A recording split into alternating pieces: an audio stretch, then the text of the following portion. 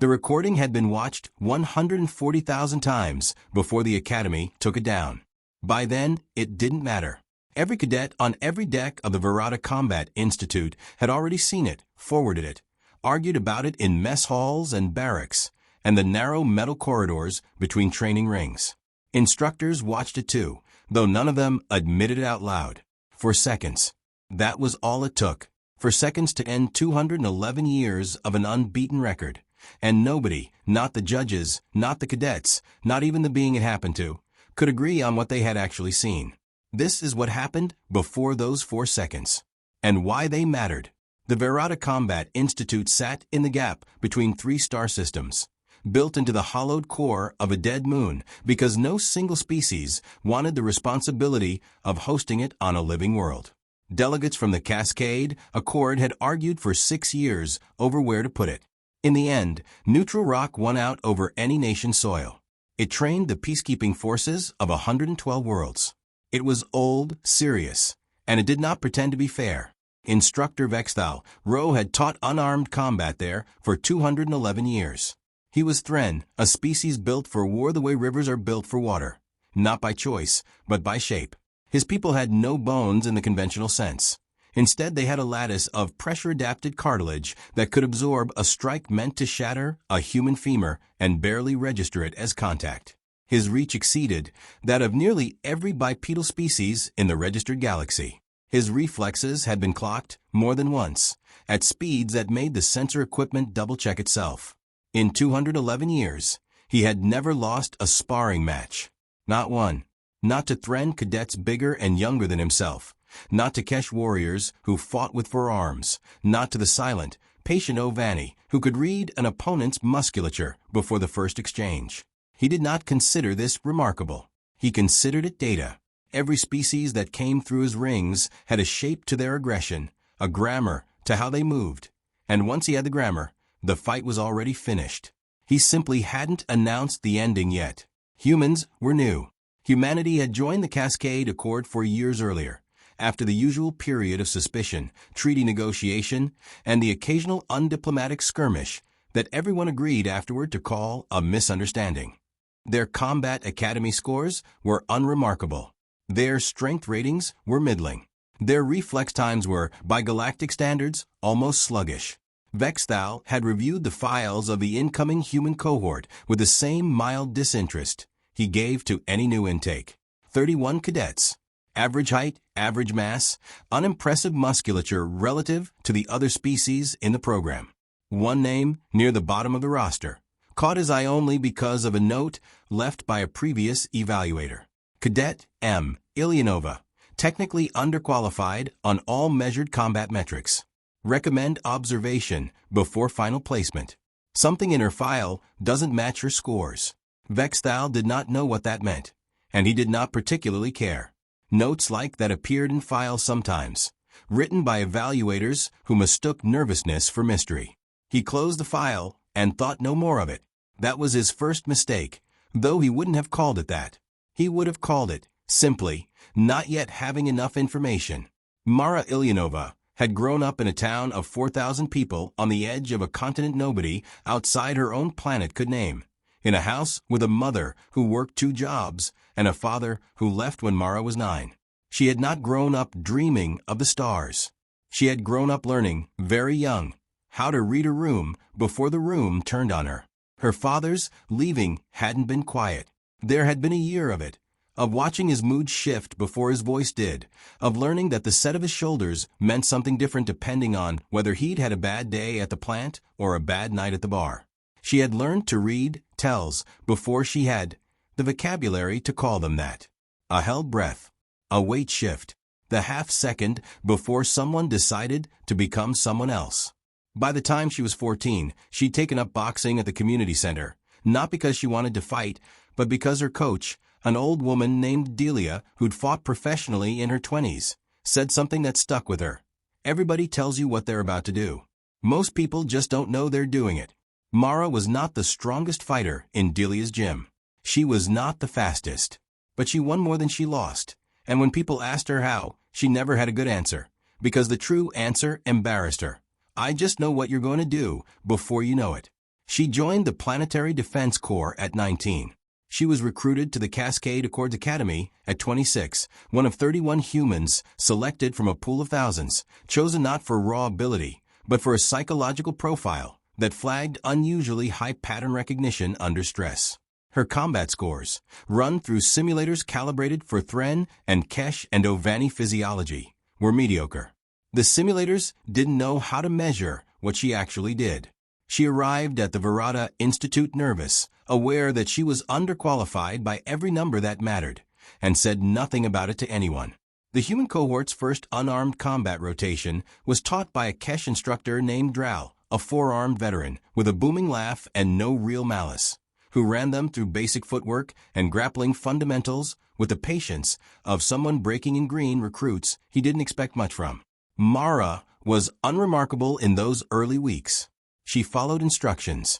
She lost most of her sparring matches against the stronger, faster non-human cadets, though she lost them slowly, dragging matches out longer than her stats predicted she should. Drow noted this without much interest. Humans were durable, if nothing else. That was already known. It was in week 6 that Vexthal first saw her fight. He had come to observe Drow's cohort as part of a routine cross-evaluation, standing at the edge of the ring with his arms folded, watching 31 humans move through drills with the mild attention of someone who had watched 10,000 cohorts do the same thing. He was not looking for anything. He was filling an afternoon. Mara was paired against a Thren cadet named Syl, young, fast, easily twice her mass.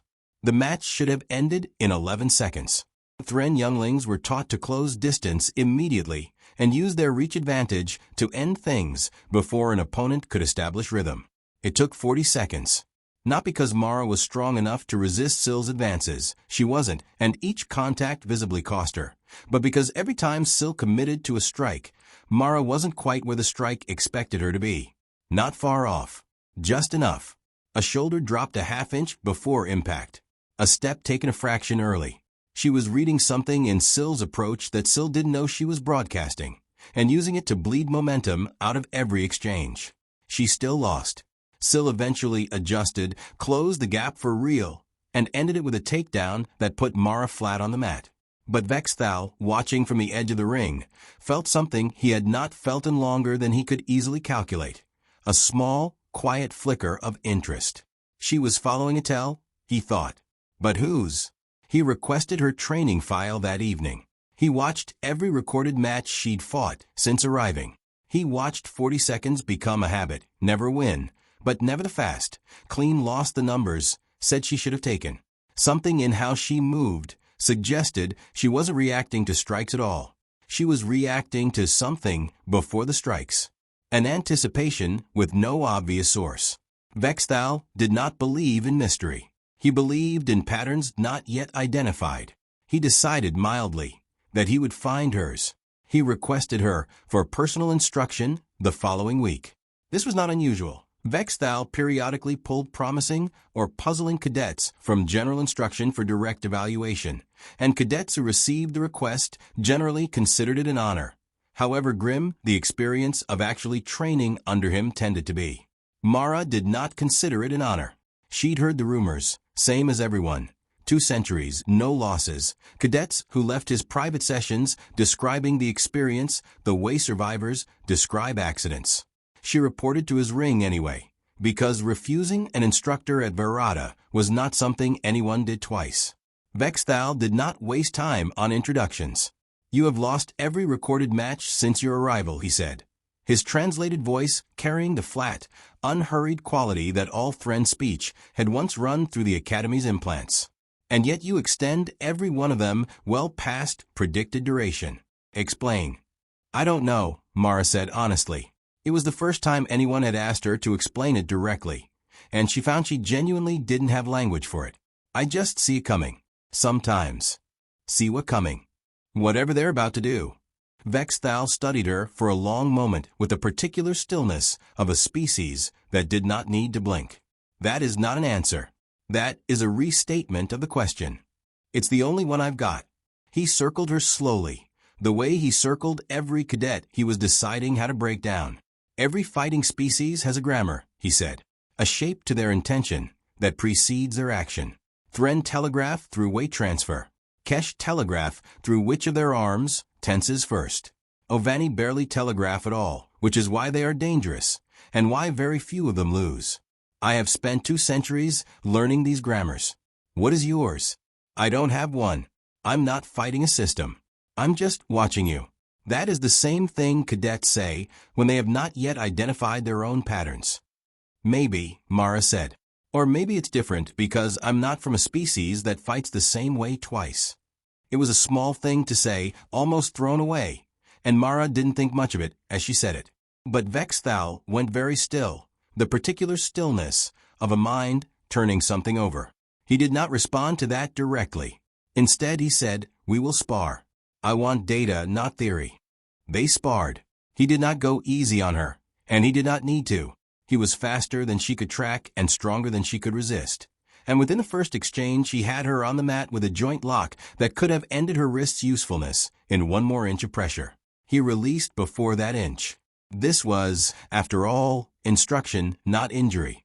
Again, he said. They went again. And again. 14 times that first session. 14 times she lost, faster each time, as he began cataloging whatever small anticipatory tells she'd been reading off him and closing them down, one by one, the way he had closed down every fighter's advantage in 200 years of teaching. By the 14th match, she was losing in under 6 seconds. Vexthal found this satisfying in the specific, quiet way he found any successfully solved problem satisfying. Whatever grammar she read in an opponent, he reasoned it had to be something universal enough to work across species, likely something in weight distribution. Some tell so basic that most species suppressed it through training, but that a fresh cadet with sharp instincts could still catch in the wild. He had simply needed to identify it in his own movement and remove it. He believed, by the end of that session, that he understood her. This was his second mistake. Word travels fast in small, closed institutions, and by the following week the story of the human who lasted 14 rounds against Vexthal in 1 session had made its way through every mess hall on the moon, growing slightly with each retelling until some versions had her lasting 40 rounds and others had her drawing blood. None of it was true, but the attention it brought was real, and it reached the ears of an academy administrator named Grisavoth, a Kesh bureaucrat responsible for public relations across the Cascade Accords member worlds, a role that mostly meant managing the delicate egos of species that had joined a joint military academy and were still, for years later, deeply unsure whether they trusted each other. Grissa saw an opportunity in the rumor, and opportunities, in her line of work, were rare enough that she moved on them quickly. An exhibition match she proposed to the Academy's oversight board. Instructor Vexthal against the human cadet everyone's already talking about. Open observation, all cohorts invited. It settles a rumor. It's good visibility for the human delegation, who frankly need the confidence boost after 4 years of getting quietly patronized by everyone else in the Accord. And it costs us nothing. The board, seeing no downside to a match everyone assumed would end exactly the way every match against Vexthal had ended for 2 centuries, approved it without much debate. Vexthal was informed of the arrangement rather than consulted on it, which mildly annoyed him. He preferred to select his own demonstrations, but he did not object. If anything, he found the timing useful. He had spent the intervening days running simulations, refining his theory about what Mara had been reading in her opponents, and he wanted to test the theory publicly, cleanly, in a single controlled exchange. An exhibition was, in fact, ideal. Mara was informed by a nervous administrative assistant who delivered the news like an apology. They wanted in 3 days, the assistant said. Full cohort attendance, both instructor staff and cadets. I'm sorry I tried to push back the timeline, but Voth's office wants the publicity while the rumor's still fresh. Mara sat with that for a long moment. He's going to end it in seconds, she said. Everyone knows that. What's the actual point of this? The point, the assistant said carefully, is optics. Nobody thinks you're going to win. They just want it to look respectable on the way down. It was not a comforting thing to hear 3 days before facing an opponent who had not lost in 2 centuries. But Mara noticed, turning it over that night in the narrow bunk of her quarters, that there was something almost useful buried in it. Nobody expected her to win. That meant nobody, including, likely, Vex Thal himself, was going to prepare for the possibility that she might. She thought about her old coach, Delia, and the things she used to say before a match against a fighter with a longer reach and a bigger record. You don't beat someone by being what they're ready for. You beat them by being the thing they didn't bother studying. Mara did not sleep much over the following 3 nights. But she did not spend them in dread, either. She spent them watching every recorded match of Vex Thal's she could pull from the Academy archive. Decades of footage, cadet after cadet, species after species, all ending the same way. Looking the way she always looked, for the half-second before the ending. The exhibition ring at Verada was larger than any standard training space, built into an amphitheater carved from the moon's dead rock, capable of seating several thousand across the sloped tiers reserved for cadets, instructors, and the handful of Accord delegates who happened to be on site that week. By the time the match was scheduled to begin, every seat was filled, and cadets who couldn't find seats stood packed along the upper railings. The mood was not unkind, but it was not exactly hopeful either. Most of the humans in attendance wore expressions of grim, supportive dread, the look of people who had shown up to support a friend they privately expected to watch get hurt. The non-human cadets watched with the mild curiosity of an audience, expecting a foregone conclusion delivered in an interesting way. Vex Thal entered first, to the low, rolling murmur that always greeted him. Not applause exactly, but the particular hush of respect 2 centuries of dominance earns. He moved to the center of the ring with unhurried economy, folded his long arms, and waited. Mara entered a moment later. If she was frightened, she did not let it show in her posture, though her heart was, in fact, hammering hard enough that she could feel it in her ears. She had learned a long time ago in Delia's gym that fear you can't get rid of is still fear you can hide, and hiding it was sometimes the whole fight. Grisavoth, standing at the ring's edge with the satisfied posture of someone whose publicity idea was clearly going to draw a healthy audience regardless of outcome, gave the brief, formal opening remarks required by Academy protocol. Then she stepped back, and the ring was theirs. Vex Thal spoke first, quietly, meant only for Mara, though the ring's acoustics carried it faintly to the front rows regardless.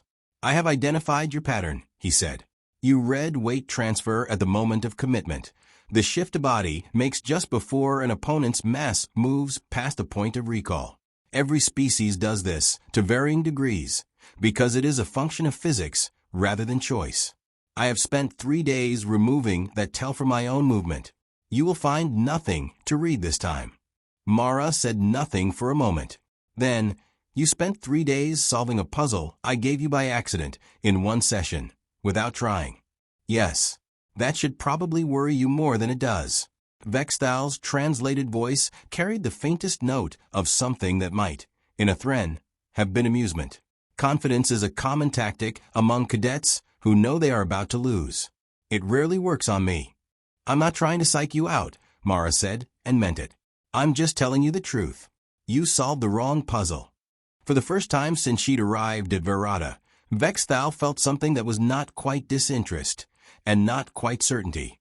A small, cold thread of doubt, thin as wire, that he did not examine closely enough before the match began. He should have. The signal to begin came from the ring's overhead system, a short tone that every cadet in the amphitheater had heard 100 times in ordinary training, and never, with this much collective breath, held behind it. Vex Thal moved first, as he always did, not out of impatience, but because 2 centuries of teaching had taught him that the fastest way to end an uneven match cleanly was to close distance immediately and remove any opportunity for an opponent to establish their own rhythm. It was, by his own accounting, the most efficient opening move available to him, and he had used some version of it against every species in the registered galaxy. He crossed the distance between them in a fraction of a second, reach extended, aiming for the same joint lock that had ended all 14 of their sparring matches days earlier, the fastest, cleanest finish in his repertoire, adjusted now for the weight transfer till he believed he'd erased from his own movement. What he had not accounted for, what he could not have accounted for, because it was not a pattern that existed anywhere in 2 centuries of galactic combat data, was that Mara had never actually been reading his weight transfer at all. She had been reading his decision. Every species Vexthal had ever fought decided how to attack, and then executed that decision with total physical commitment. Because for nearly every species in the Cascade Accord, hesitation in combat was a liability trained out of them from birth. A Thren who telegraphed out was a Thren who lost. A Kesh who second-guessed an opening was a Kesh who got hurt. 2 centuries of opponents had taught Vexthal that the moment before a strike was purely physical, a matter of weight and reach and timing.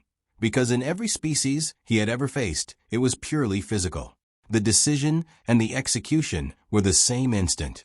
Humans were not built that way. Humans evolved on a world where survival had depended for millions of years on reading the intentions of other humans. Rivals, allies, liars, threats carried an entire second layer of information in the half-second before committing to any action.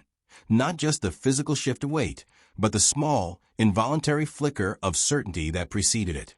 A held breath released a fraction early. A muscle in the jaw that tightened before the arm did. The particular stillness of a mind that has just finished deciding. A stillness that exists in a human body for a fraction of a second before the body catches up to the decision.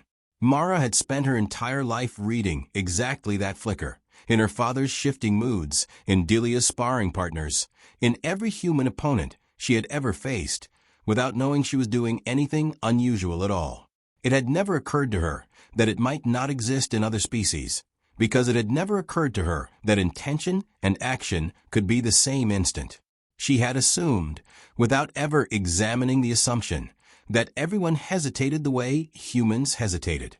She had been wrong about that. But it hadn't mattered, because Vexthal, a being who had spent 211 years assuming that everyone attacked the way Thren attacked, without hesitation, without a gap between decision and execution, had never developed the ability to suppress a flicker he didn't know he had. The flicker he'd never had to hide from anyone, because no one before Mara had ever known to look for it. In the half-second before Vexthal's hand closed the distance to her wrist, Mara saw it. Not a shift in weight, not a change in his stance, but a small, absolute certainty that flickered across the shape of his intention, like a held breath about to release. It was faint, fainter than anything a human opponent would have shown, because Thren bodies did not carry hesitation the way human bodies did. But it was there, and it was enough. She was not where his hand expected her to be. She dropped a fraction lower and stepped inside his reach rather than away from it. The single move his entire 211 years of teaching had conditioned him to expect from an opponent, but never toward him, because no opponent in that entire span had ever been fast enough or read him well enough to close the distance rather than retreat from it. His strike, aimed at empty air where her wrist should have been, carried his own considerable weight and momentum past the point where his own body could easily recall it.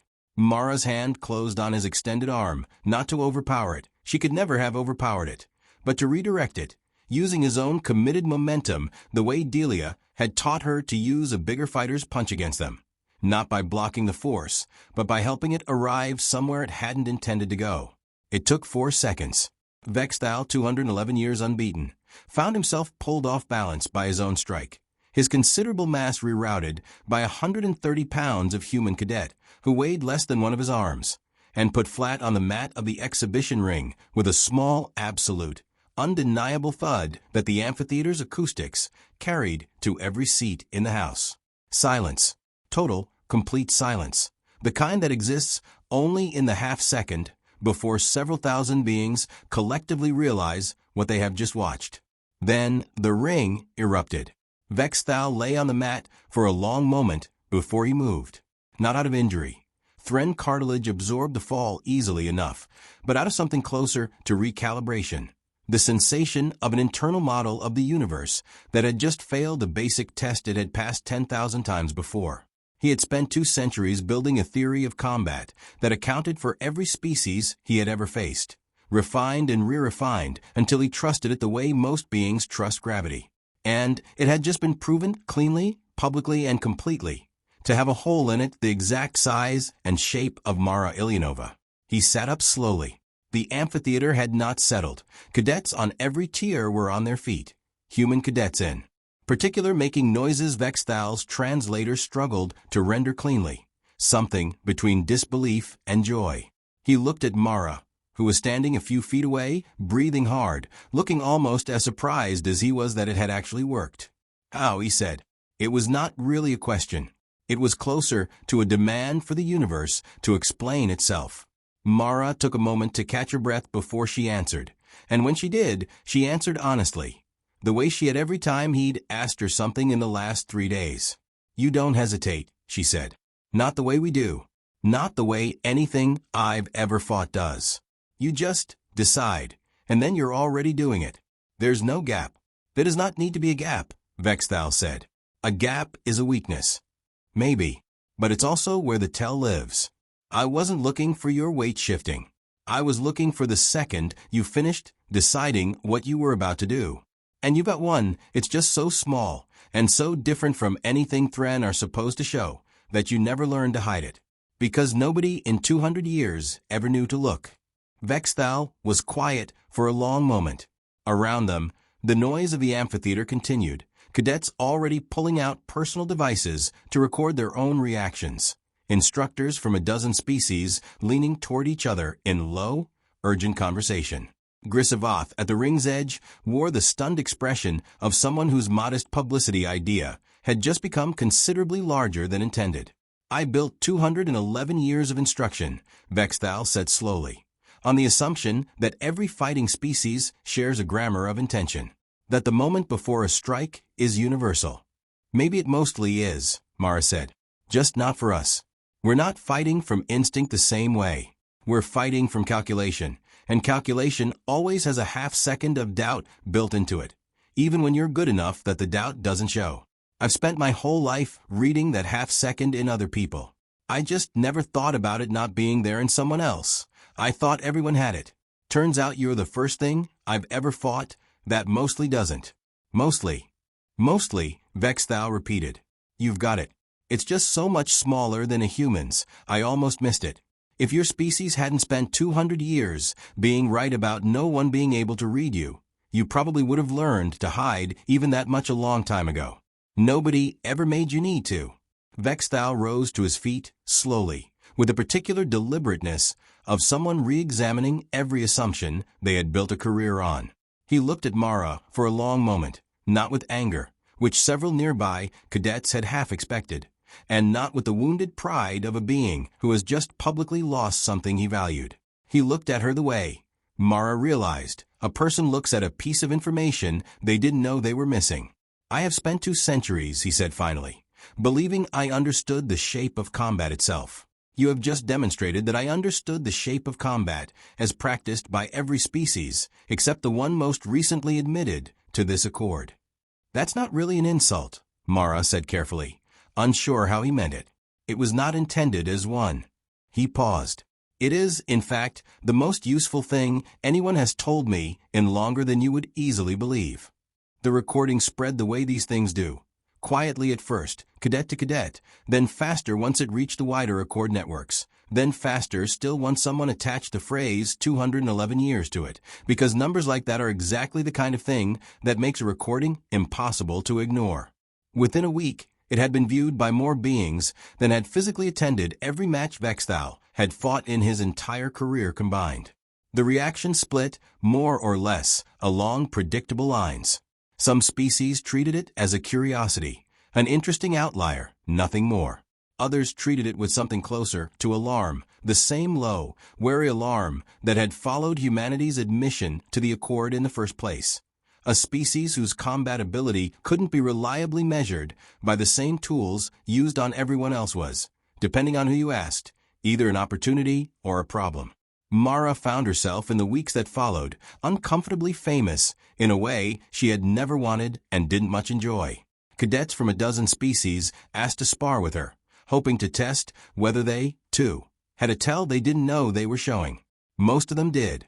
A few of the sharper Ovani cadets, once warned what to look for, managed to suppress it well enough that she lost to them fairly, which she privately found more satisfying than any of her wins. Vexthal did not retire, and he did not sulk, both of which several cadets had quietly speculated he might do. Instead, 3 weeks after the match, he requested, formally, through proper academy channels, which amused Mara more than she let on, that Cadet Ilyanova be assigned to assist in redesigning the Institute's foundational combat theory curriculum. "You want me to help you rewrite 200 years of your own teaching," Mara said, when he explained it to her. "I want you to help me correct an error in it," Vexthal said. "There is a difference. The error was never in the theory of combat. The error was in assuming its scope was complete before every species capable of joining this accord had been accounted for. That was carelessness, not failure. I intend to correct it. And if it happens again, some other species shows up with some other thing nobody accounted for, then it will be corrected again," Vexthal said, with the flat, unhurried certainty that had carried him through 2 centuries of teaching. "That is what the work is. I did not lose to you because I was weak, Cadet Ilyanova. I lost because I had stopped asking what I didn't yet know. You reminded me to keep asking." Mara considered that for a moment, then allowed herself, for the first time since arriving at Verada, something close to a real smile. "Delia would have liked you," she said. "My old coach. She used to say the same thing, more or less. Different words. I would be interested to meet her. She passed a few years back. But I think she'd have gotten a kick out of this. Human beats 200-year champion. Gets recruited to help rewrite the rulebook instead of getting benched for it." She shook her head. "Feels like the kind of thing she'd have laughed at for a week." Vexthal did not entirely understand human laughter, not yet, though he had begun in the weeks since the match to make a quiet study of it. One more grammar to learn, one more gap between decision and reaction to map, filed alongside everything else he had once assumed was universal, and was slowly, carefully. Learning was not. He found, somewhat to his own surprise, that he did not mind the correction nearly as much as 2 centuries of an unbeaten record might have suggested he would. Some habits, it turned out, were worth losing. Years later, the Verada Combat Institute's foundational curriculum would include a short unit that every incoming cadet studied regardless of species, filed under a heading that Vexthal himself had insisted on: the limits of universal grammar. It used as its central case study a 4-second exhibition match between an unbeaten Thren instructor and a human cadet whose file, 2 centuries earlier, an evaluator had flagged with a single confused note. Something in her file doesn't match her scores. The note had been right, in the end. It simply hadn't known, at the time, what it was right about. The recording still circulated occasionally, whenever a new species joined the Cascade Accord and some skeptical cadet wanted proof that the old lessons could still be wrong in ways nobody had thought to check.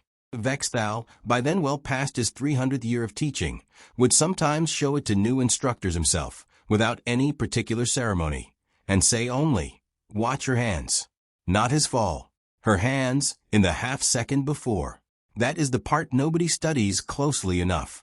And somewhere on a training deck built into the hollow of a dead moon, a new cohort of cadets, human, Thren, Kesh Ovani, and species not yet imagined when the Institute was founded, would lean forward to watch, looking for the tell that had ended 211 years, and mostly, still, not quite managing to see it in time. The end.